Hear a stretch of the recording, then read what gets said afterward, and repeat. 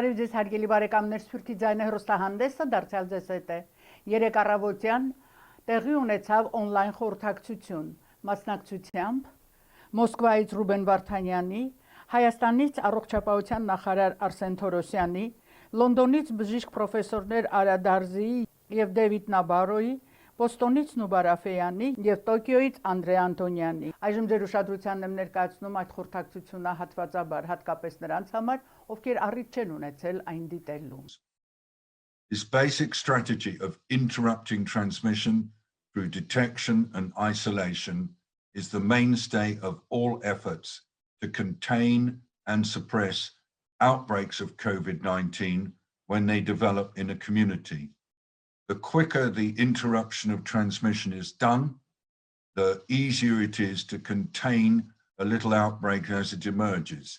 Because what happens is that the individual infects others and a chain of transmission develops. And if that chain of transmission continues without any kind of interruption, then it becomes a cluster. And then over time, there is widespread transmission in the community. We've seen situations where there's widespread community transmission in some quite intense outbreaks that have developed in China and in South Korea and also in Singapore. We've also seen intense community transmission in Iran, in Italy, and now also in Spain, in France, in the United States, particularly in New York, in Massachusetts, in California, in Washington State, but in the picture in the United States of one of a growing number of intense transmission outbreaks that, when taken together, show that the United States is now becoming a very intense area for transmission. Now, all this is taking place against a backdrop of a pandemic that is increasing exponentially. It's quite difficult for us to grasp what exponential growth really means in practice.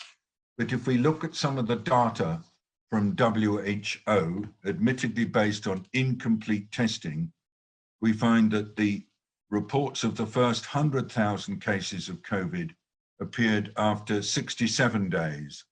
The number reached 200,000 after 11 days, 300,000 after 4 more days, 400,000 in total after 2 more days, and we've surpassed 500,000 within less than 2 days.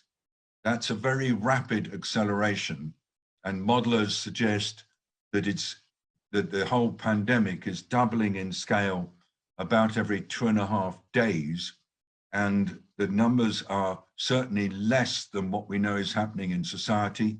So we believe that this rapid growth is actually occurring on a much wider basis than the figures important. As we look ahead, we anticipate that more and more countries will find that through lockdowns, accompanied by community level efforts to interrupt transmission, they are able to slow the speed with which individual outbreaks are developing. So the doubling time extends from 2.5 days to say 10 days, as we're seeing in South Korea. This is a very different kind of outbreak curve. And so these delaying tactics are key, but I have to keep stressing that containing and suppressing the small outbreaks as they begin is absolutely essential. And without that capacity, withdrawal of lockdown becomes very difficult. In the long term, we're saying that humanity is going to have to live with this virus because it's very unlikely that in the foreseeable future, there will be a level of people in the population with sufficient immunity for the outbreaks not to progress as we have been seeing them, and for a kind of steady state to emerge. But instead, what we're saying is that countries everywhere need to remain on permanent alert to be able to identify cases quickly and close down and suppress outbreaks as quickly as possible. We'll have to live with that. And the situation where that might change is if there is a vaccine available that's widely administered. At the moment, we do not know whether a person who has had COVID-19 has lifelong immunity to reinfection. It's so difficult to make predictions, and coronaviruses and the immune response to coronaviruses, I am told, and some of you may know better, is a very tricky challenge, because developing a vaccine against coronavirus is not a straightforward issue, and immunity against coronaviruses is very variable in terms of the ones we know. So I'm saying, please don't assume that we will reach a point where there is widespread herd immunity in populations and include that in your strategies. At least for now, we are saying that that's an unwise strategy because that will lead to a lot of mortality and morbidity, overloaded health services, and we still don't know whether this virus is capable over time of having much worse repercussions for younger people. There is early data from Italy suggesting that their intensive care units have got a younger population in them overall than those that have been seen in some other geographies.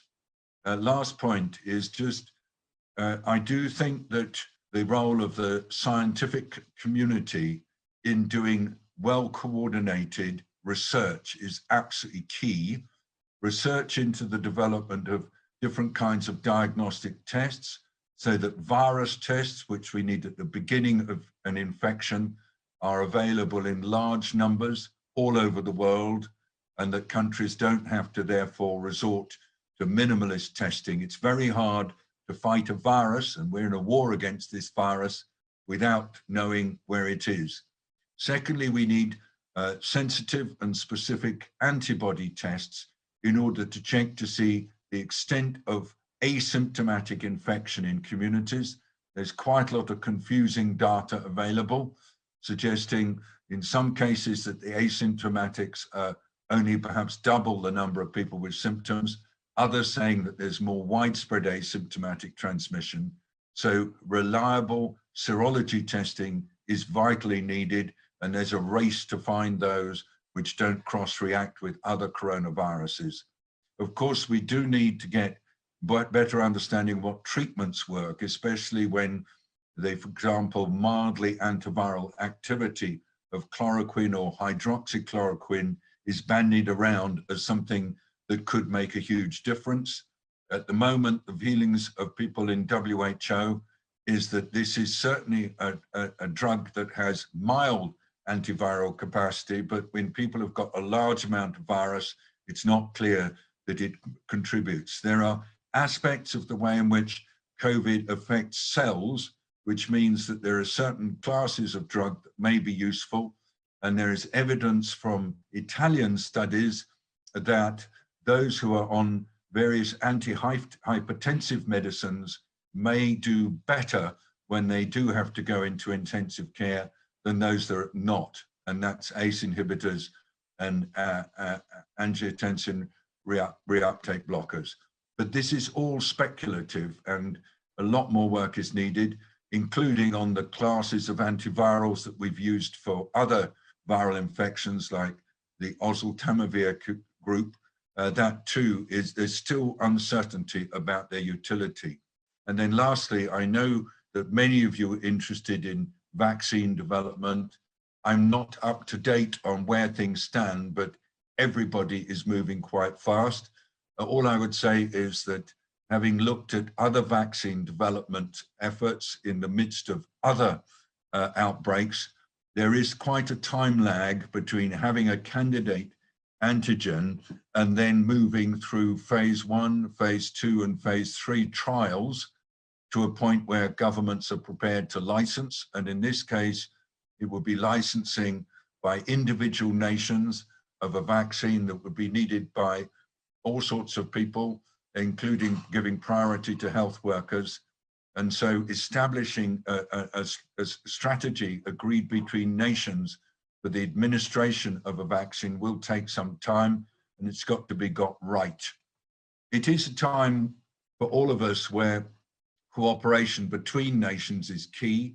I work very closely with Dr. Hans Kluge, the Regional Director General for the World Health Organization based in Copenhagen. And if there are issues to do with government policy that come up, I will revert back and discuss with Dr. Kluge, because that he is the main person for the World Health Organization who's interacting with governments, and I support him in his work. I hope that that's useful as an introduction, and we'll be very pleased, obviously, to answer or clarify if there are points that are not clear. Thank you. Thank you very much for this very deep and wide description of what's happening. And I think it was very important to have a big picture. If I may ask two questions following with what you just said. First, how you see the international organization role to keep this cooperation in life, because isolation and each of the states doing it on and not having really good coordination is becoming one of the questions with people concerned, because each of the states and each of the region can try to do something themselves. And the second question, why is there so big difference between the different the numbers in different countries? What's the main point? Why in the different countries have a different result? It's a question about infrastructure, it's a question about the different behavior, it's a question of the speed when the government interfere. What the main point, why in a different region of the part of the world they have a different statistics now? Because many speculations happening around these numbers, and people concerned with this is people not, the states not giving the true numbers, or people have no understanding what's going on. Can you just a little bit explain this two element? Let me just start with the differences in numbers around the world. Remember that a pandemic like this is made up of a huge number of different outbreaks, and each outbreak has its own characteristics, and the pattern of an outbreak depends hugely on the extent to which there has been a lot of activity and movement at the beginning, because that determines the pattern of spread. And the countries that have been able to interrupt transmission very early, as soon as any little outbreak emerges, are the countries that have been able to have slower doubling rates of their cases. And so we can very quickly see that there is real virtue in that approach. So South Korea and Singapore are showing a different pattern compared with others. Secondly, the numbers are, of course, estimates. They depend hugely on whether or not testing is done. And different countries have adopted different testing strategies. And so interpreting the numbers has to take account of the reality that we are often really a bit blind as to where things are. I don't think it's hiding. And I can't, of course, there will be pressures on certain people to conceal. And even we hear stories of health workers who really badly want to work and to save lives, actually knowing that they might have COVID, but continue working because they feel that they have to do so. So there are some quite strong temptations to conceal at the local level, at the national level, and internationally. But by and large, my approach is to just work with the information we have. Of course, we're seeing that different countries are at different stages. For example, in much of Africa, we believe that still there are quite a lot of small outbreaks, and that very effective early action can get them under control. Whereas in Italy, there was a period when transmission was missed. I think that the Italians are prepared to agree to that they didn't quite realize what was going on. And that led to the brewing up of a huge outbreak in northern Italy. And there was also quite a lot of movement in Italy between the north and other parts of the country before the lockdown really started, which seeded the disease into other places. And that has been going on all over Europe, the seeding from places where there's high levels of community transmission. And that means that in Europe now, we are anticipating a number of intense outbreaks suddenly emerging We'll detect them probably through the flooding of hospitals with cases, because we always have to remember that the current caseload is a sign of transmission that was taking place 10 days ago. And then lastly, I do want to stress to you that we still don't have a full understanding of the susceptibility of different populations. So the story from Italy and Spain, people are saying perhaps one of the reasons for the high mortality rate there is because of the age structure of the population. That, of course, has to be set against the other data that we've got that suggests that the current distribution of people in northern Italian intensive care units has a slightly younger tail. Now, international cooperation.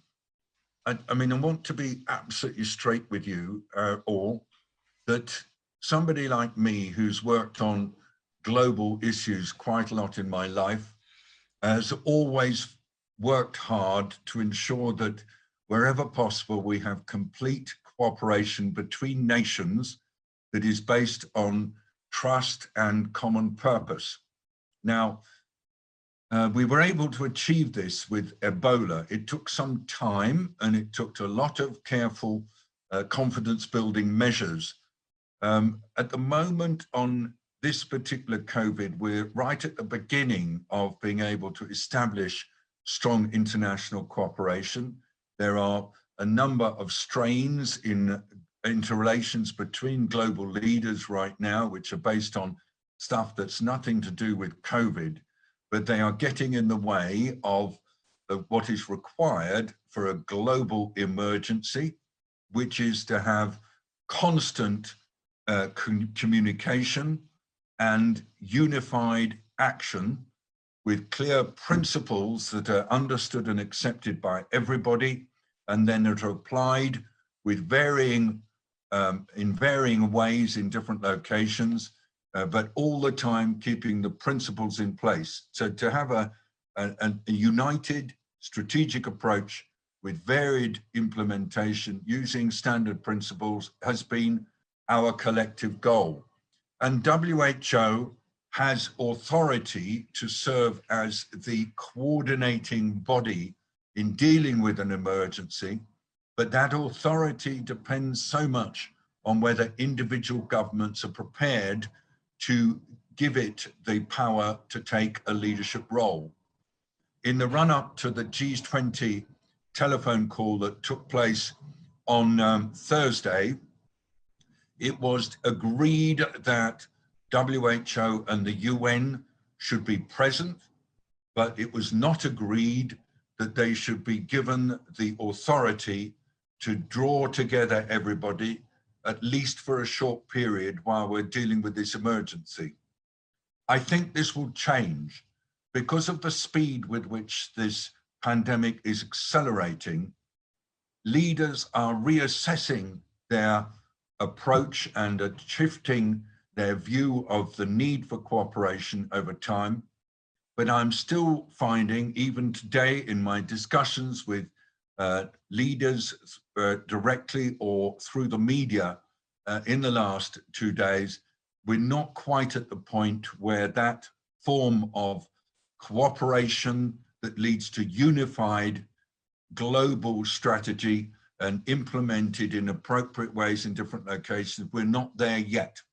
However, I sense that there is a groundswell building, particularly among leaders of countries that are not in the G20 and leaders of groups of countries that are really concerned about the economic and societal damage, that the pressure will build during the next few days on the G20 to just be a little bit more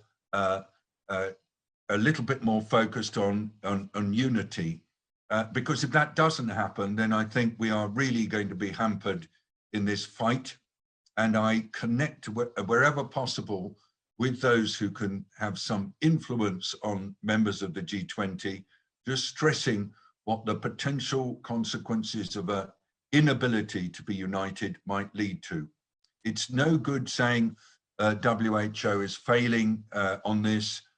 just as a sort of knee-jerk reaction. I had to deal with that today from a number of commentators, because WHO's capacity to combine actors together and get them to unite is limited by the willingness of those actors to do so. So continued dialogue with the leaders of major governments, particularly the P5, and then some of the very populous major economies that are in the wider G20, is absolutely essential through whatever means we can find. Thank you very much. Thank you very much. If I may go to now what's happening in Armenia, to the Minister of Healthcare, Arsen Torosyan. First of all, thank you very much. I know how busy you are now in this time and how big pressure you got from what's happening in Armenia. And of course, one of the challenges that you're facing, how to handle this all in situation when nobody really knows all the answers. But what's going in Armenia? What is the main challenges? How the international community can help you, if we can help anyway.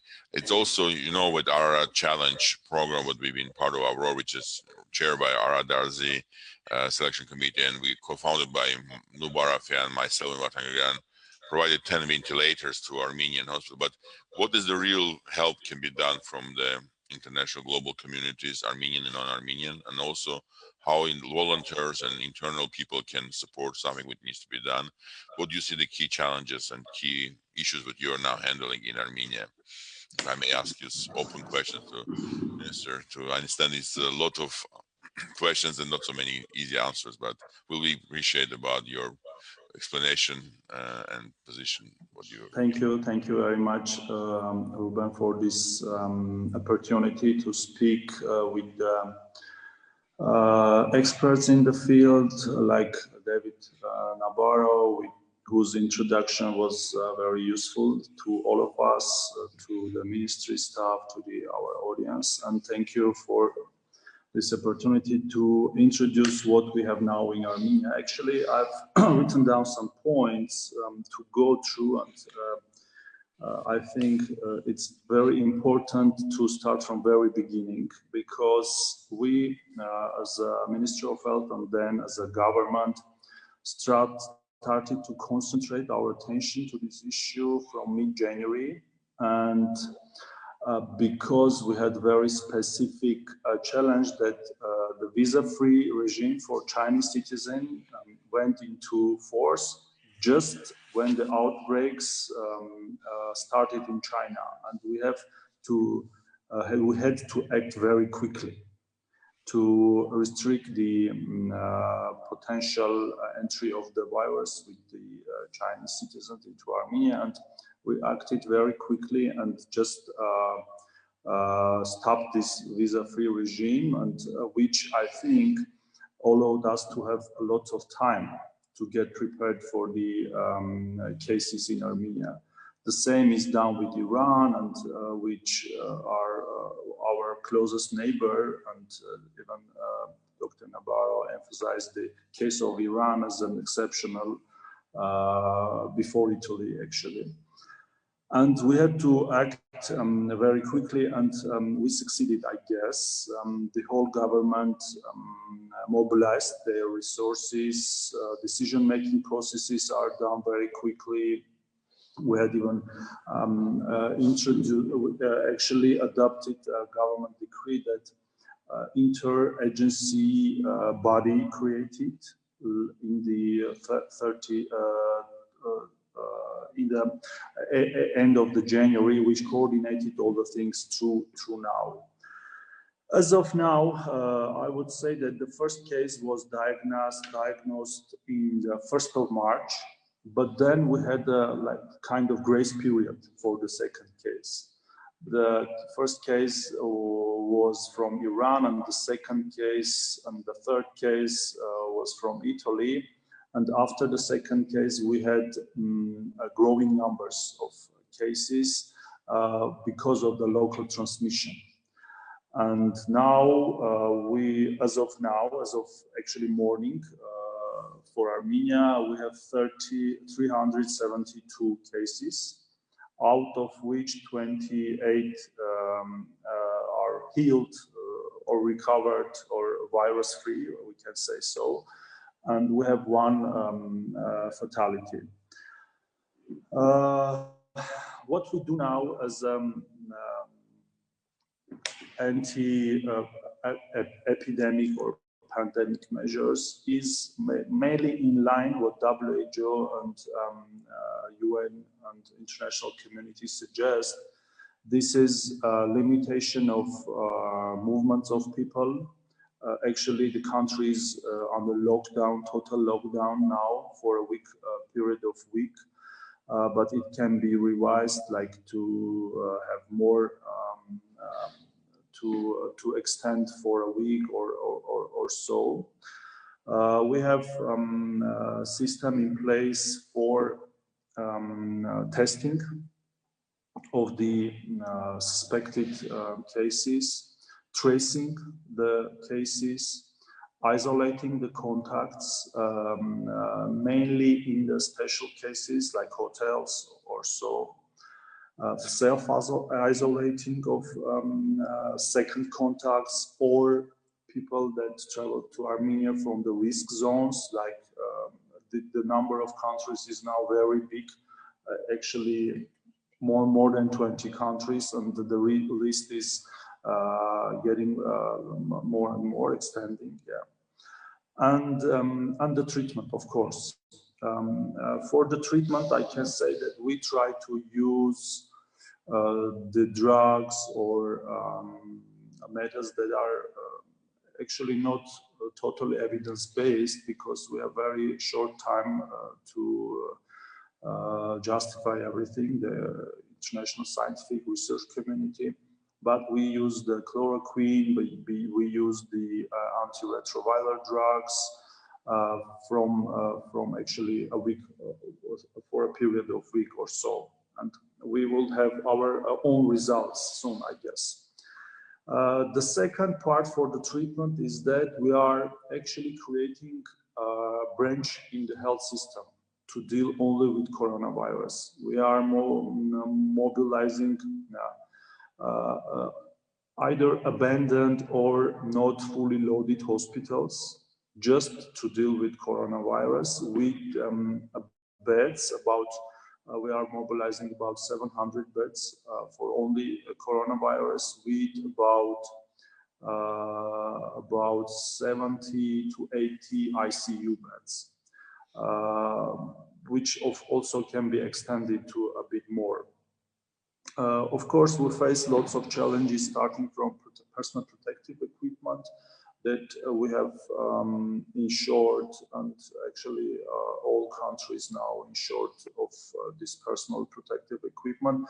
But this is very keen and very crucial to break the transmission cycles, because if medical doctors, like in Italy, or nurses get infected, they transmit the disease in hospitals, and the people who are sick and who have chronic conditions, or our elderly citizens can get infected, and we will have, actually any country would have lots of fatalities. So the personal protective equipment, I think, is more important than even having ventilators in ICUs.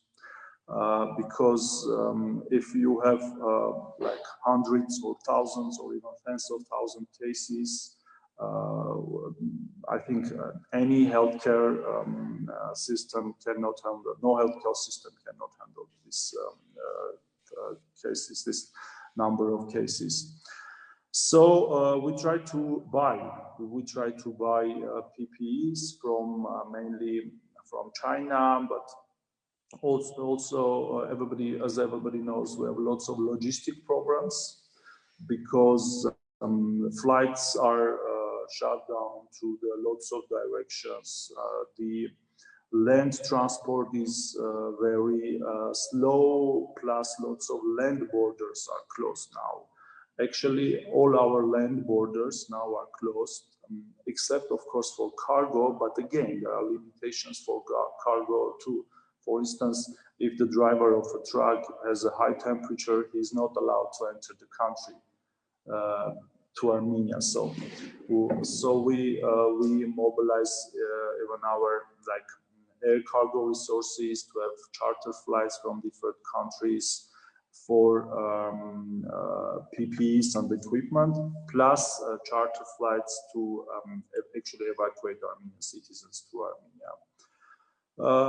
For the international support, of course, we started to involve our all international partners, starting from UN agencies. This is mainly, of course, WHO, European office and Armenian office. UN, other agencies like World Food Program is trying to help us to get some PPEs and equipment, tests, of course, the tests too. I would refer a bit to tests. We use only PCR tests and try to stick to them and have more capacities to do PCRs, and we try to avoid rapid testing, as our specialists suggest that they are not very specific and sensitive, and we see now the international media reporting that several countries failed to introduce this testing, like screening for systems, because of the flaws in the tests, mainly again coming from China, Spain, our neighbor Georgia, and we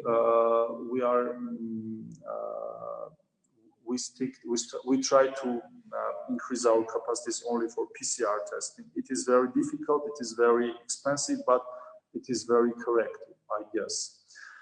And for the other international support and coordination, we work very closely with our neighbors countries. So except from the transnational organizations like UN or WHO agencies, we try to work closely with our neighboring countries, with Russia, from which we get lots of support, mainly for testing equipment. With China, we work very closely with China, and we see that China is trying to help more and more countries, and using their technical experience, how they did, how they succeeded, plus using their capacities to provide the PPEs and equipment. Of course, Armenian community and Armenian diaspora also helps us, mainly from US, and we are continuing to these efforts to see how they can continue to help us. Though we understand that US is now another burning point or area in the map of the world, but I think that this cross-country or cross-national support can help nations like Armenia have face this challenge with less damage, I guess, because now we are in the phase of damage control, something like that. And for the economy and for the health system particularly, and for the spread of the disease. So again,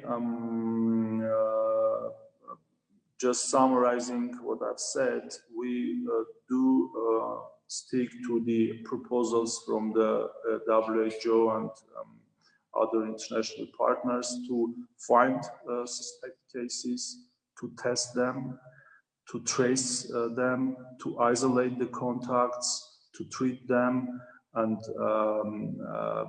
break the transmission cycles as much as possible, and hoping for the vaccine and for the specific treatment to come. Thank you. If I may move to Lord Ara Darzi, the former Minister of Healthcare of UK, and now he's the Director of Institute of Global Health Innovation in Imperial College, and one of the key specialists of the using artificial intellect to robot to some of the new areas. But also he's the chairing of the Aurora Humanitarian Prize Selection Committee, and he's the International Advisory Board member of our Foundation of Armenian Science and Technology FAST. And he also advising many other governments like Kuwait, Qatar, and Kuwait, and running a lot of different institutions. if I may ask Arajan, what do you think about this all happening? What is the key challenges for the hospitals? Because managing hospitals now are becoming one of the big challenges, and you are active surgery. Also, not only, by the way, we're talking about coronavirus patient, but also other patient is facing some challenge now, how we'll get this served. And of course, UK situation was quite unique. If I may ask you to a little bit explain, because people was confused about messages, what was the UK approach to the coronavirus was a little bit different compared to China or South Korea or Singapore. And we heard a lot of different stories about this, and it'll be good to get from you directly what your view about what was done in UK, what was right or wrong, and how you see the situation, and of course the challenges with the facing the hospitals and general healthcare system. What do you see the solution of this, if any? Thank you. Thank you very much, Ruben. And may I thank you personally for putting this on. Thanks for your leadership at a time of crises, not just in Armenia, but also globally. But also to send my warm wishes to many Armenians who are listening to this. These are difficult times. Fear is not an issue that you can manage easily. And I think this will empower many people watching. What could they do personally in terms of dealing with this crisis? I think David Nabarro, who very, very eloquently described the whole background globally. And may I just say, whatever he described is exactly the same happening at every country level. This virus doesn't know any boundaries, doesn't know anything about race or religion, doesn't even know if you're a prime minister or not. As you probably have heard in the last 24 hours, the combination of our prime minister, but also the Minister of Health, have gone into self-isolation. So I think I'm not going to say more what David said and also what His Excellency, the Health Minister in Armenia, said. I think the only way in which we're going to manage this, or at least try to get on top of it, is through the public health interventions that have already been rehearsed. The only thing I could say, the virus is still in the driving seat. The virus is still well ahead of all of us in whatever we're trying to do. So I'm going to talk more from a hospital perspective, healthcare perspective, rather than the health or the transmission rates. There is no healthcare system in the world, even in the best systems, whichever way you look at, that has the capacity to deal with what David described, the 15 or 20% of the population who are going to get a severe disease.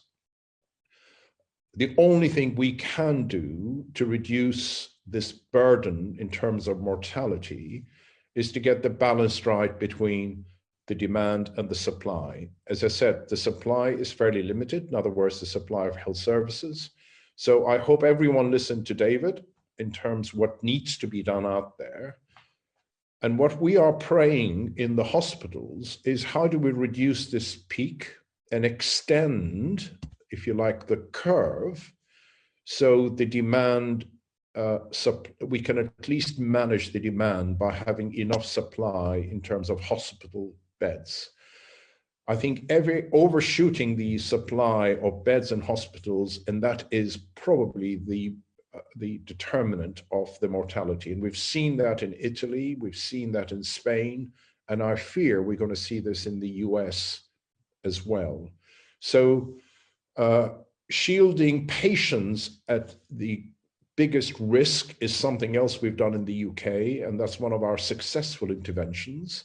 Having a single system, the Ministry of Health looked at the whole population of 63 million and identified 1.5 million patients who have to go into isolation for a period of 12 weeks.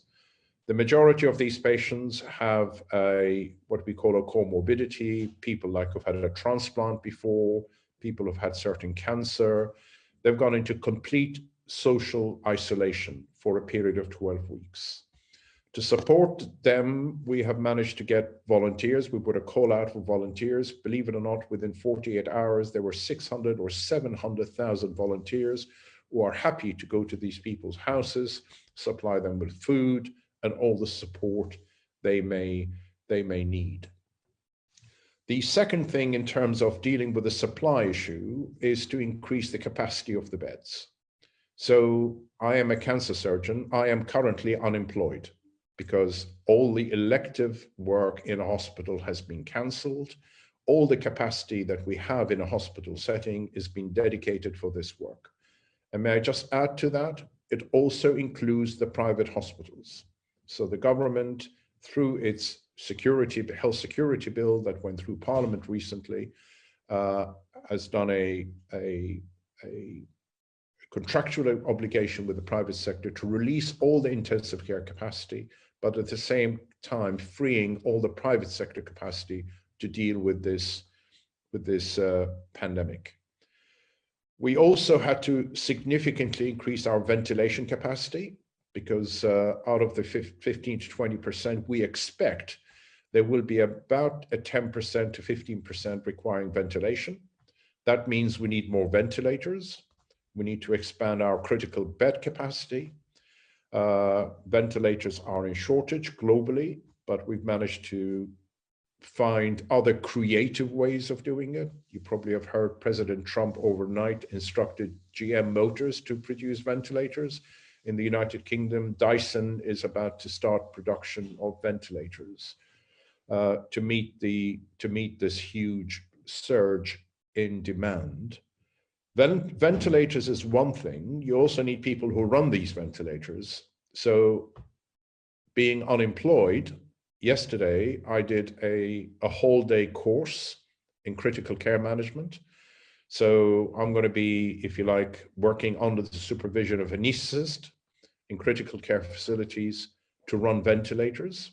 So a lot of volunteers are coming in who are doing other activities in the past which are no longer required, like dermatology clinics, cardiologists. We're all coming in to get our, if you like, upskilling or reskilling in managing this burden. Let me come back to modeling. Maybe David could say a few words about this. I'm a scientist. I do believe in data. I do believe in analytics, and I do believe in models.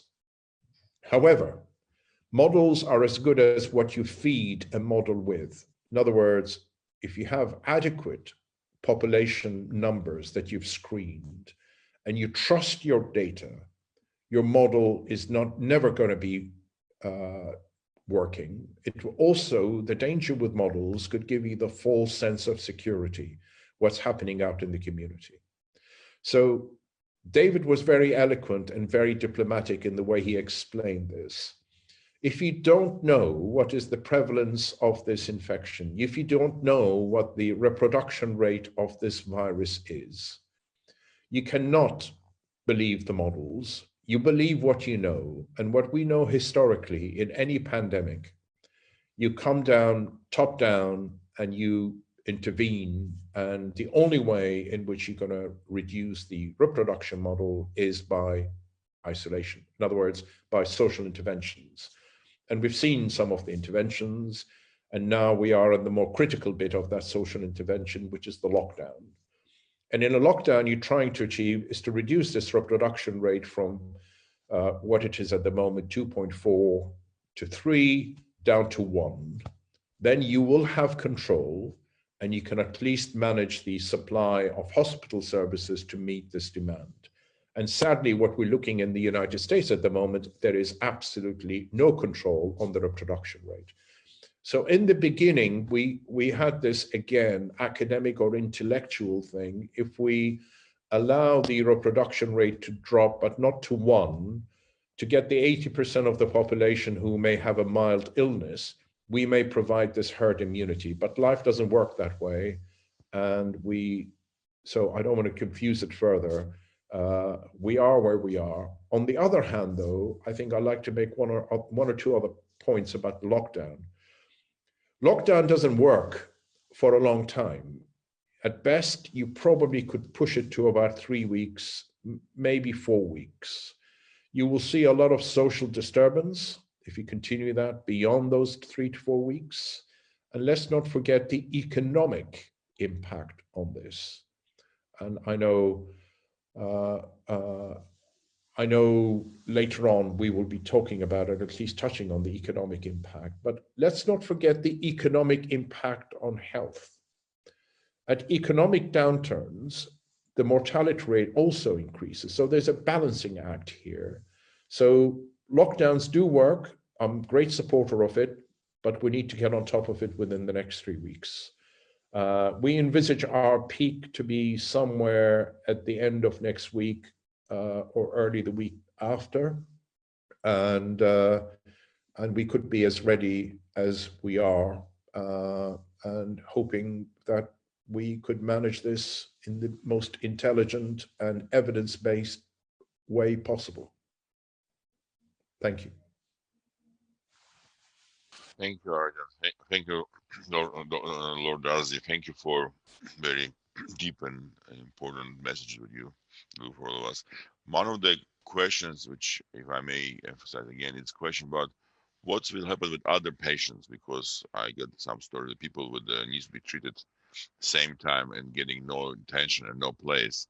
How handle this situation? Where is the moral choice? Because as people continue to have a problem with the cancer, people with the kids is dying, and a lot of other things, and people becoming very concerned that you cannot get any services just because it's coronavirus, taking all attention, all resources. How is the solution of this, if any? Please unmute. You are in mute, Arjan. You're in mute.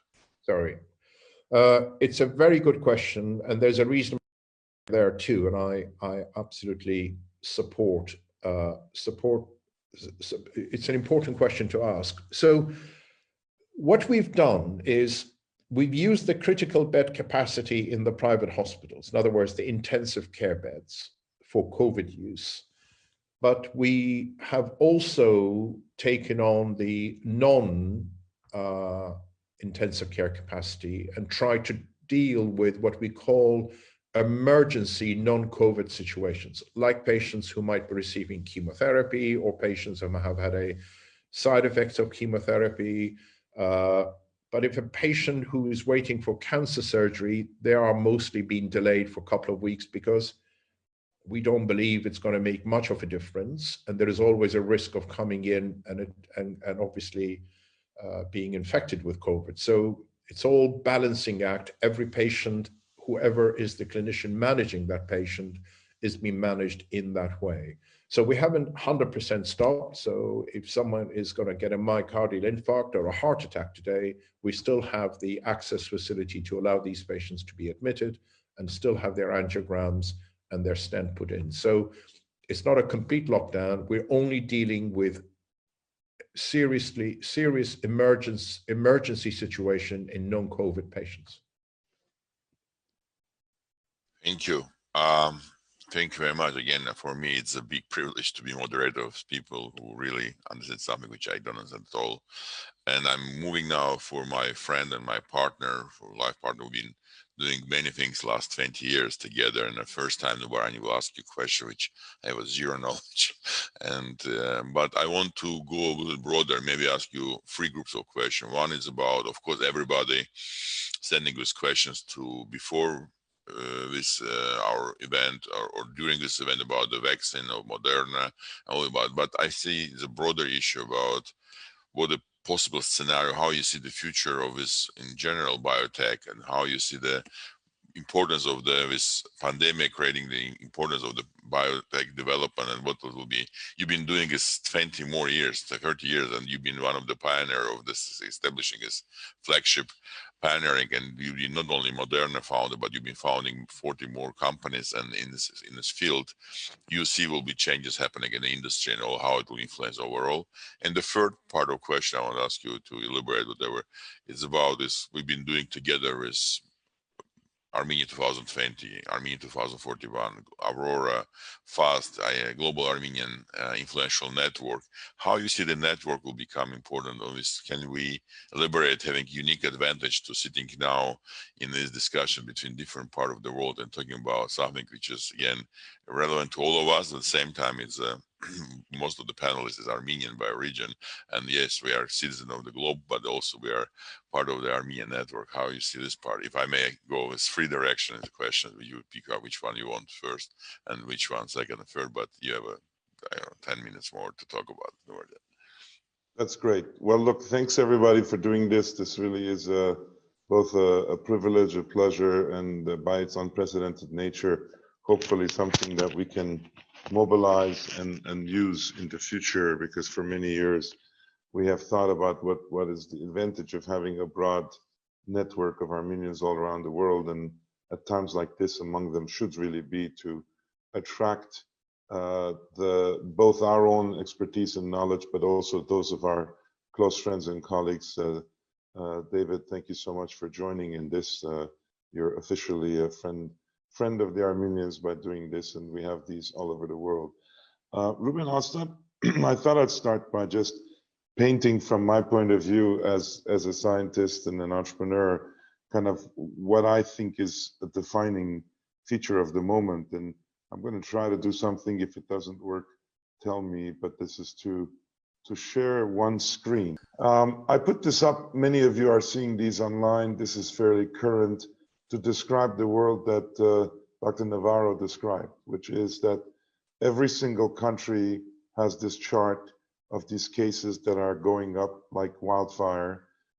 This is meant to show the various doubling rates, ranging from once a week to once every 2 days, or even faster, cases that are doubling every day. You see the US now 23 days into this with 100,000 cases. And I put this chart up to just make the point that this, in my view, is nothing short of a global biological war. And I use the words carefully. This is not biological in the sense of man-made, but this is very much an all-out biological war. By the way, in nature, there are many such confrontations. Species go extinct, and we just don't know anything about them. And basically, certain specialists in biological fields follow these and explain why certain things went out of existence. But in fact, this kind of biological war is with precedence, except it hasn't affected humanity quite in this visible way. And there's 2 reasons I mentioned this. This is not the scary part of it. I think we have to treat it as that. I think one of them is that this is kind of a war between a social animal. I never thought I'd use the word in a conversation, but we are social animals, and an invader that uses our social contact to transmit itself. So it's a particular, I would say, attack on our social being. We had been working on coronavirus vaccines with the NIH for the last 2 years. We've developed a candidate vaccine for MERS, which has been tested in animals and was getting close to being tested in humans when this pandemic broke out. And at a very early stage, thanks to the close relationship we've had with the NIH, with particularly the NIAID, the infectious disease part, Moderna was asked very rapidly to try to come up with a particular molecule of mRNA that would represent the most vulnerable part, it's believed, of the virus in its ability to infect cells, but also the most distinctive part to be able to use as an antigen for a vaccine. And we hope, upon positive early results, will start in the spring. There is then a phase 2, which will be trying to establish what the ultimate dose of such a vaccine will be, which will be larger. There may be multiple phase 2 trials carried out. We're planning those right now because we really do need to do science, even while we're doing clinical testing, because as Dr. Navarro said, we don't really know a lot about this virus, and there are many different contexts in which we need to think about the vaccine. So there's different ways to test. So we'll do that in a phase 2.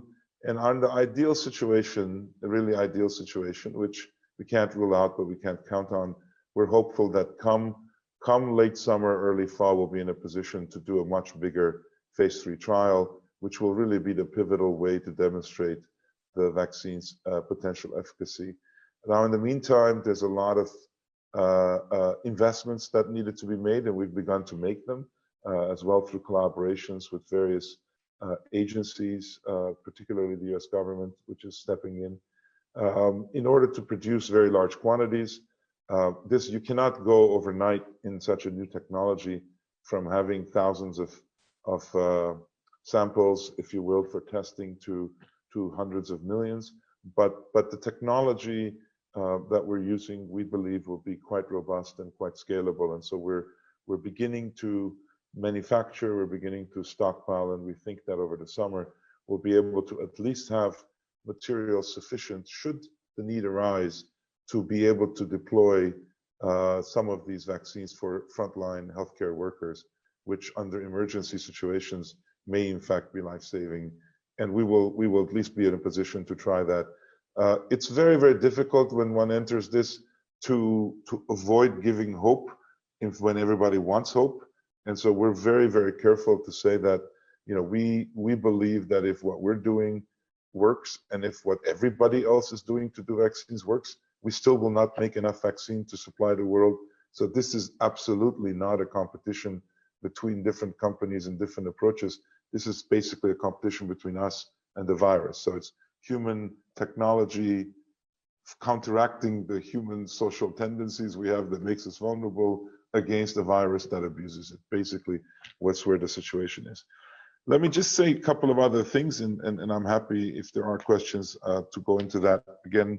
But more broadly, vaccines are only one approach that are being tried. What is really amazing to see is in the modern state of biotechnology, just how many different ways in which different companies, just within my own sphere, flagship sphere, are going after it. We are using across multiple approaches, artificial intelligence, to virtually screen compounds, which you can do now computationally, against various of the data sets that we have about this vaccine and about its infectivity. So there are compounds being kind of identified by analogy to other compounds that are being tested. We have the ability to computationally design antibodies that can go after particular spots in proteins. Never had that before. It's being deployed. There's a company called Generate Biomedicines, whose lead scientist is also an Armenian, Georg Grigorian. He's working on literally producing hundreds of very specific tailor-made antibodies using computation, and within a couple of weeks producing these. My colleague Avat Kahvejan also is leading a very significant project in drug discovery. And then finally, I'll say, and one interesting thing is that even technologies as remote as the ability to collect blood, which many of us have heard about, this is something that we'd like to be able to do at home. There's technologies now that have not been deployed yet, but now hopefully will be for this pandemic, where literally you can have a device sent to you by mail. Basically, you attach it to your arm. You don't really have a sensation. It draws 100 microliters of blood safely, which you then put into an envelope and send back. And this is, to our knowledge, the only FDA-approved device that can do this. It's a company called 7Sense, and they were not at all working on this. They were working on hemoglobin testing and many other things. And suddenly they stopped everything. The whole company pivoted to try to enable this, because as Dr. Navarro said, one of the biggest things we're going to have to do is to test for seropositivity. That is, in millions of people, we're going to need to test relatively soon whether they've already had the virus, whether they've generated an immune response. And the way to do that will be through blood testing. And you need access to people. You can't bring people to health clinics to have them sampled. And so remote sampling of those people and the ability to test. So these are all things that are part of the technology kind of weaponry that are, and logistics that are being developed.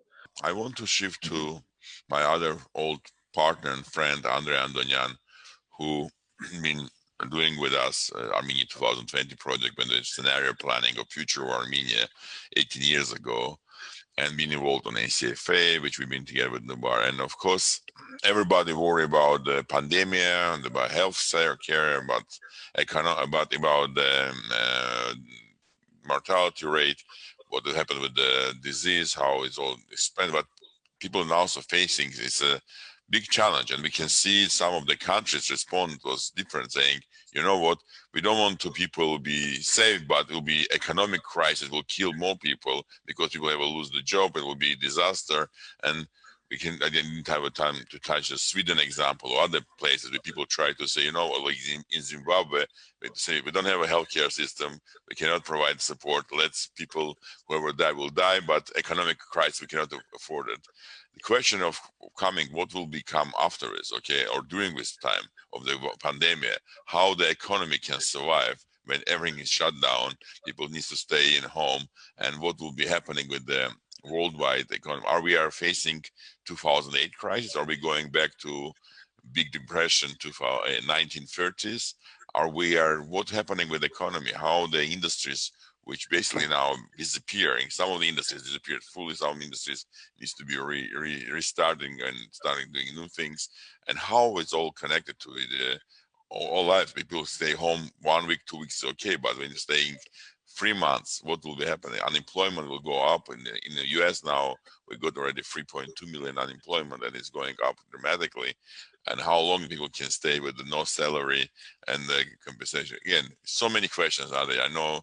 And of course, the second part I want to ask the questions about Japan specifically, especially Olympic Games was canceled, which was with huge investment for Japanese government, and it was first time after Second World War.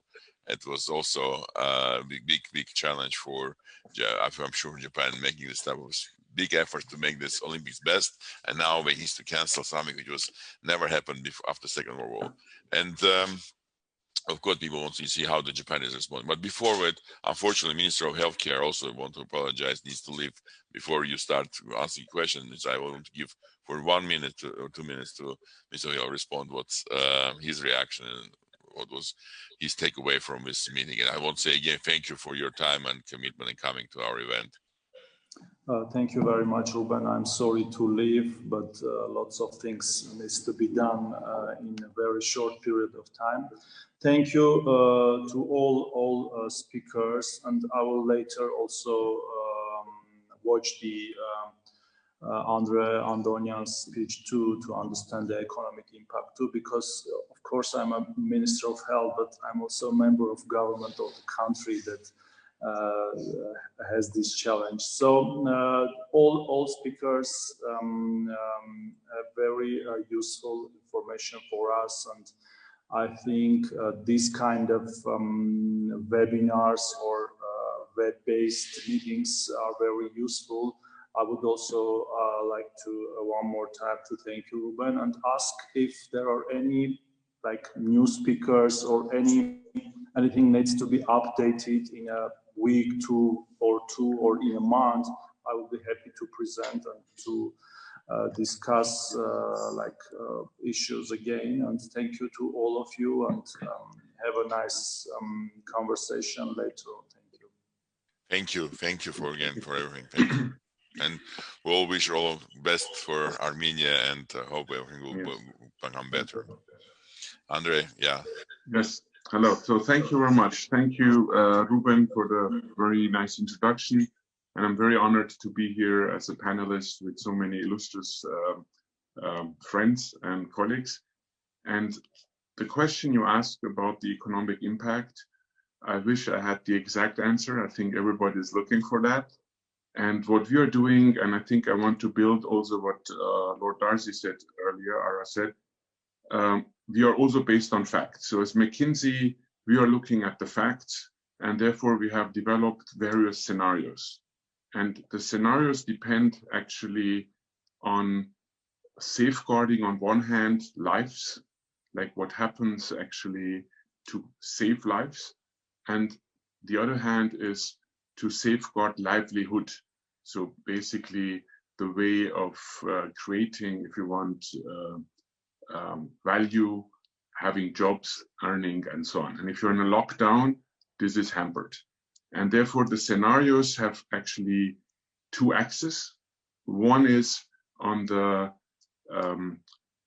on safeguarding lives, how effective are the measures that are being put in place, and how the spread of the virus is contained. So if it is very effective, then usually the impact is 2 to 3 months only, I put it this way.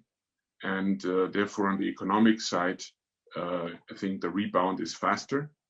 If it's like a medium scenario where you have some resurgence, but you more or less, I think, prevent, if you want a catastrophe, a global one, then I think it takes longer the recovery. So it may take like 2 years longer, and I will come with specific scenarios. And if it's a broad failure, then it will be probably the biggest depression we ever have experienced. Yeah. So that's that axis.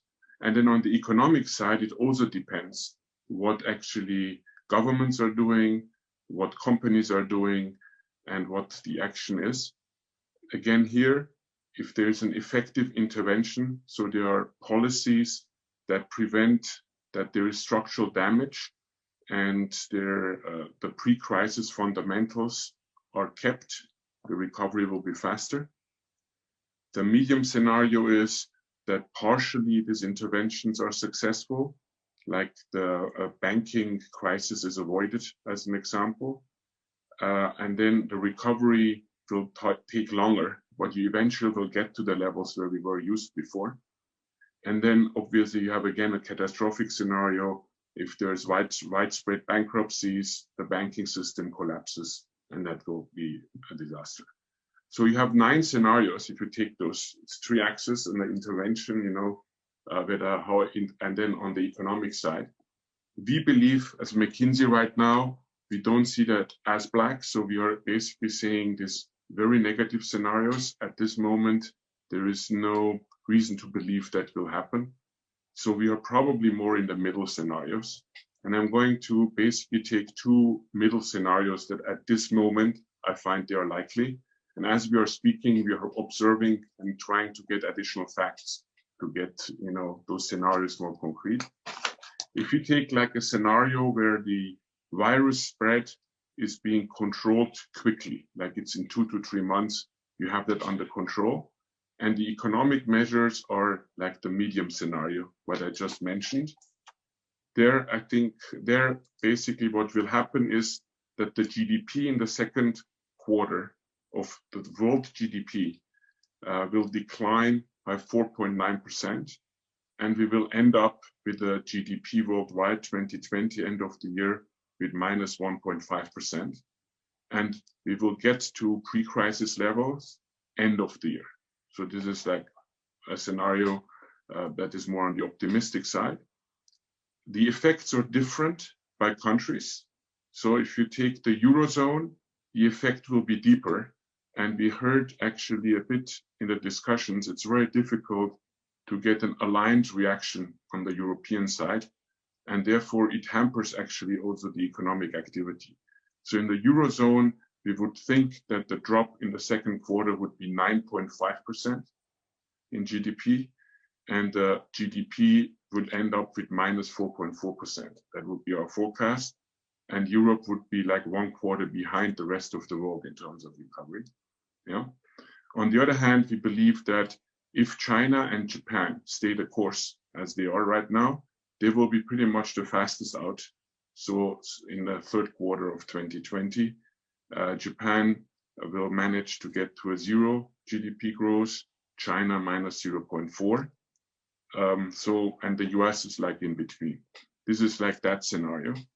And then if I take another scenario, which basically is one where the virus spread is only the medium scenario, not the optimistic one. So you have some resurgence and things coming up.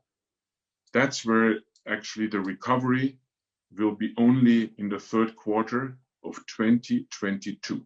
So we are talking about a long period here. And the GDP in 2020 will be minus 4.7% worldwide. In the Eurozone, minus 9.7, US minus 8.4, Japan minus 5.6, China minus 2.7. So the spread is really wide. And I want to underline what Ara said. Also, it's extremely important to try to contain the virus as fast as possible because it has major economic impacts the longer the situation continues. And if we make now comparisons, because you asked how big is going to be the depression, actually right now for the US, we believe this is going to be the sort of the biggest yeah, probably it may reach the Big Depression, but definitely it will be the biggest one since the Second World War, the effect in the US. So we are right now thinking between -8 and -13% on the US in terms of real GDP percentage from the peak to the trough, approximately. Yeah. And you have seen other forecasts from investment banks who came out for the second quarter, like Goldman Sachs, Morgan Stanley. They're all like between 24 and 30% drop in the next quarter for the US. So it's actually in line a bit of what you are saying. The other important message I would like to give is that this effect will vary by industry. Different industries are affected by the crisis in a different way. Actually, right now, I would say the retail business is actually benefiting. And many of the stores, like in Japan, have record sales because people don't go out to eat in restaurants. They cook at home and they buy things in bulk. So they have actually, they're selling right now more in this basic retail goods. Whereas apparel, fashion, luxury, things that are not really needed, they are down -35% as an example. And right now you can see that oil and gas is hit the most right now with -60% as an example. So the range is very big between industries, and this the recovery from those industries will also vary, because if you're coming from a very low base, it takes longer to go up.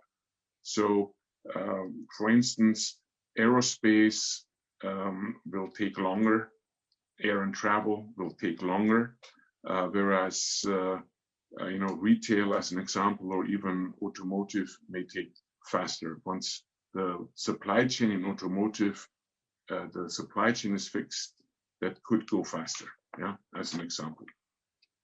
I would like to also underline what Nubar said, and it's very much also in line of what we are thinking. I think every crisis has also an opportunity, and the first thing obviously is to survive. We call it actually to resolve and resilience. So these are the first two steps, and this is true for individuals, this is true for companies, it's true for governments, that we really have to make sure that we survive, yeah, first thing. Secondly is returning to work, and Nubar mentioned to that. Here we have to think, and Ara also alluded, we cannot stay in a lockdown forever. So we really have to think, when is the right time? What markers and indicators do we need to know on the health side? When is it safe to get back? And what precautions are we going to take? And we have to think about that and make sure that we can get back in order to get the economy working again. And then this phase of reimagination, we call it, of the new normal. There will be a new normal. So the future will not look the same. Some positive effects we are seeing, for instance, in digital. There was a lot of debate that there are much more opportunities in doing things in digital, but behavioral change is so difficult. This actually crisis is accelerating that. So we are seeing like customers of banks, customers in retail, even other processes are being digitalized as we speak. And we believe, I think they will stay. Many of those things will stay digital, so they won't go back. So that could be an opportunity. And then the big area, and Nubar alluded to that, is the reform, actually, the way we think about our healthcare system, or sick care, as Nubar mentioned. And the way, actually, I think it was very, very informative for me how Dr. Navarro also was characterizing the restrictions that the WHO is facing. And the question is, if we really want for the future to be prepared, whether we have to think the overall, I would say, governance and overall decision rights and how we are approaching these things on that level. And this is also true for company levels. And I would like to also say a couple of words. What is it actually what we are currently recommending? Because we're helping now as McKinsey, mostly actually on pro bono basis, governments in their decision making and how to approach. And the first thing is obviously to maintain the And we are only economic advisors, so we cannot advise on the medical epidemiological side. But on the economic side, the first thing is, how do you maintain household economic welfare? So basically, if you're out of a job, don't have any savings, you have to still to survive. And there have to be programs in place to make disposable income available fast. You need some employment safeguards, some retraining, regeneration, we call it. That's extremely important. Then in terms of the companies, to make sure that they keep their liquidity and their cash flow, because otherwise they will go bankrupt. And the question is also, those who are losing their revenues, how are they going to, what are any other businesses, adjacent businesses, are there any ideas they can approach? And obviously some cost reductions that could be done in the short term. And then last but not least is the financial stability, the monetary policy actions, and the prudent, we call it always financial measures to relax, for instance, adequacy requirements for banks in this special situation. It's important to have the right guidance here. And last but not least, I would like to also stress what both Ara and Nubar said. This stage is extremely important to understand. There are many unknowns, but there are also many facts around. And we are experiencing that those facts actually are in different places, and it's very difficult to get the overall overview. Therefore, we are recommending to create a nerve center, that's for our companies, that really get all the information that exists in one place and use that to see how the companies can protect their employees, protect customers, look at their supply chain and see how it can be stable, look at with their customers to see how they can stay close to the customers, even though there is no physical or in-person interaction possible. And it's also important that they do financial stress tests, so make sure their cash position is there so they can stay afloat. And last but not least, the morale and the motivation of the employees is very important. So it's very important for the companies to remind what is the purpose of the company and what are the employees, why are they so important? Because I think the spirits and the positive thinking is in this in Japan. Thank you very much. Thank you, dear friends, partners who been together with us today, and with people who joined to the webinar, the thousands of people who been following with our discussion. And I think you touch very important points, and it's so many of them. And unfortunately, one of the challenges that we are facing, people don't know which part of take care, because it's a ideal storm when you have so many issues that needs to be handled, moral, ethical, to the infrastructure, for healthcare, to economics or culture, behavior.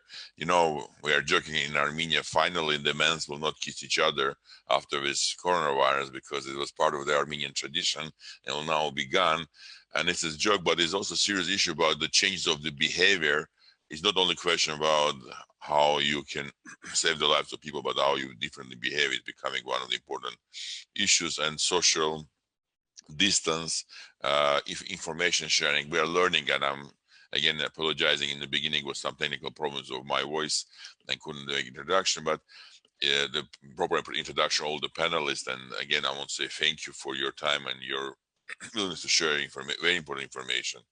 One thing I believe strongly, what we need to talk to each other, we need to share experience and knowledge, we need to understand what is not only state or international organization's responsibility to solve this problem, is entire our society needs to be involved, and by following rules, by learning some new way of behavior, or being volunteers, or just being a proper responding of the crisis, economical and financial, which will coming also together with this healthcare crisis. And it's easy to say, it's more difficult to do it. I believe what we've been starting doing in Future Studio, it was a couple of days ago, one other, our very distinguished professor Derligyan made the presentation about the capitalism and how to capital transferring. We are started to do this discussions available in our future studio in a technological way, not yet in physical space, but we believe one thing, it will become important to really talk to each other, to learn, to share experience, what's happening in Russia, what's happening in Japan, what's happening in the US, what's happening in the UK, how the different industries are responding, how different groups of social are responding, how you can share the experience. We got a lot of suggestions for different Armenians from different part of the world saying we can share the Spain, for example, the woman from Spain hospital said, I'm happy to share what is our following the instructions and the approaches was in Spain to help Armenians. I think we can talk about how we can really use all this knowledge and experience for Armenia or for other places in the world. And of course, there was a lot of questions from diaspora Armenian, how we can help to Armenia, how we can be part of this. It was a lot of questions about how we can learn more about what's happening in Sweden or what's happening in Japan and how it's different between the China. Why is China win so quickly this fight and they're getting less infections, and many other questions which we cannot cover in 2 hours time. It's too short and we have no time to discuss so many aspects of the discussion which was raised. And I think it's a very important beginning of the conversation. I hope we can continue with dialogues, and I hope we can continue with the Future Studio and Armenia 2041 platform and the Crossroads book, which was been written together with Nune Alikyan and with the Nubar and myself, giving ideas about future with using the experience of the last 20 years. I want to say thank you for the FAST Foundation and all the team from FAST who did this amazing technological work, and of course the people who've been organizing for Future Studio and the other IT guys. And I think one thing which I see it now is ecosystem of which we've been building last 20 years now, starting more work. People see more needs to become together. People see more needs to base their family. By the way, staying more at home, and many of us are facing now new opportunities and challenges of the relationship with the families inside the family, because you're staying at home, the kids at home, and all is creating also some interesting new challenges and opportunities of feel more importance of the families and network. So I won't just finishing this discussion saying how grateful are all of you to be part of this discussion, and I want to say personal thank you, Nubar, Lord Arzi, Andre, to being together with all years, and what we've been doing, I think it's become more relevant. I believe Aurora and what Nubar said is very critical. What we've been really doing is gradual action and being human, staying human with human values is becoming critical for all of us, because it's not a question about somebody is responsible. It's all of us responsible to keep the world.